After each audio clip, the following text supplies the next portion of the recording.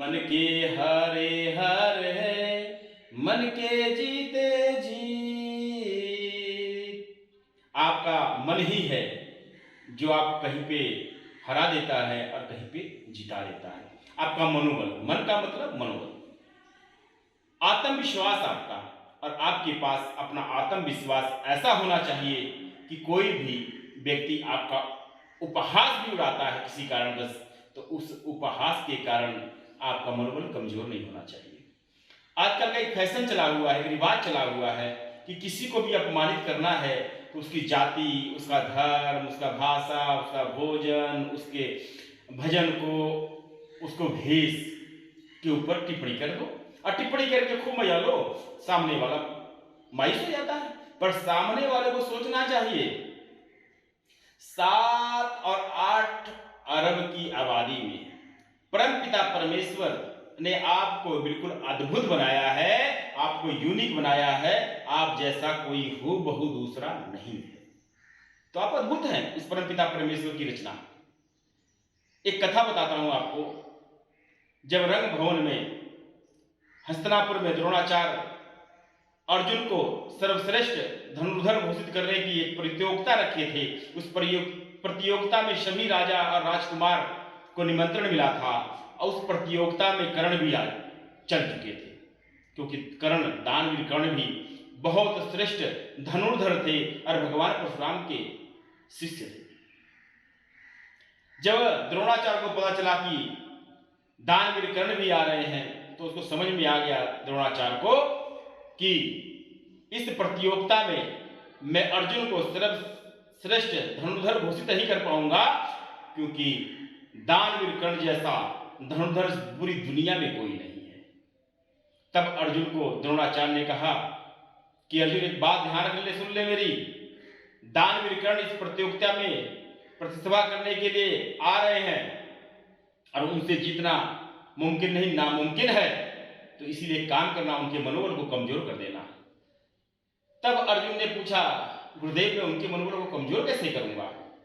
तब द्रोणाचार्य ने कहा, तुम कहना सूद आ गया, सूद पुत्र आ गया, सूद आ गया, सूद पुत्र आ गया, उससे उसका मनोबल कमजोर हो जाएगा, और जब मनोबल कमजोर हो जाएगा तो तुम युद्ध को जीत लोगे। और ऐसा ही ठीक अर्जुन ने किया। जब दानवीर कर्ण रंगभूमि में प्रवेश करते हैं तभी चिल्लाने लगते हैं कि सूद आ गया, सूद पुत्र आ गया। जब अर्जुन ऐसा कहने लगे, उनके पीछे उनकी प्रजा और उनके सहयोगी, उनके जितने भी सहयोगी थे, कहने लगे सूद आ गया, सूद पुत्र आ गया, सूद आ गया, सूद पुत्र आ गया। मगर दानवीर कर्ण, चक्रवर्ती सम्राट कर्ण हंसते हुए बोले कि हे अर्जुन, तू मुझे शूद्र कहे, सूद पुत्र कर, कोई फर्क नहीं पड़ने वाला। मेरे तर्कस में एक ऐसा बाण पड़ा हुआ है जो तेरे प्राणों का हरण करेगा, तो उसकी रक्षा सुरक्षा कर। द्रोणाचार्य जी से कह, अपने गुरु द्रोणाचार्य से, कोई और उपाय न ढूंढ ले। तो इसी तरह मैं SC ST OBC के लोगों को कहता हूं कि कुछ लोग ऐसे हैं जो सनातन को तोड़ना चाहते हैं, जाति के नाम पे, धर्म के नाम पे, संप्रदाय के नाम पे, बोली और वाणी के नाम पे, भोजन के नाम पे। आप लोग अपना मनोबल कमजोर मत करें। किसी भी यूनिवर्सिटी में हो, किसी स्कूल में हो, कहीं पे भी आप लोग हो, शिक्षा के माध्यम से कहीं जा रहे हो, व्यापार करने कहीं जा रहे हैं, किसी प्रकार से हो सकता है सामने वाला भयभीत हो जाए कि एक मेरा कंपटीशन करने वाला व्यक्ति तैयार हो रहा है, इसीलिए इसके मनोबल को कमजोर करके इधर से भगा दो। तो क्या करता है?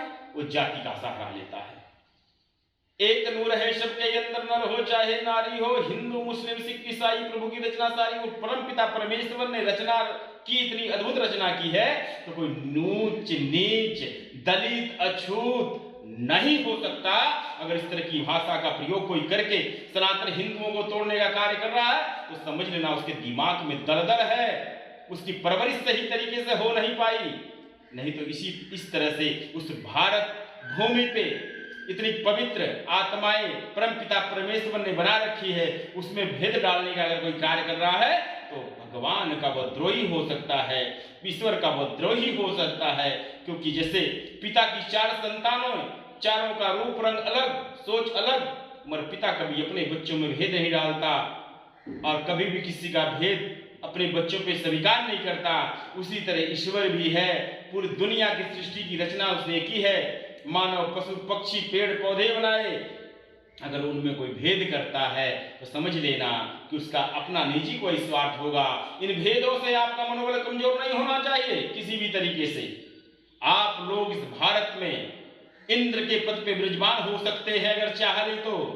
अपने मनोबल को कभी कमजोर मत होने देना, हमेशा ही अच्छी सोच रखना और बार बार हारने के बाद भी जीतने की ललक आपकी मन में होनी चाहिए। पैर में चक्कर, मुंह में शक्कर, माथे में ठंडक, दिल में ज्वाला, ये 4 सूत्र आपको दे रहा हूं।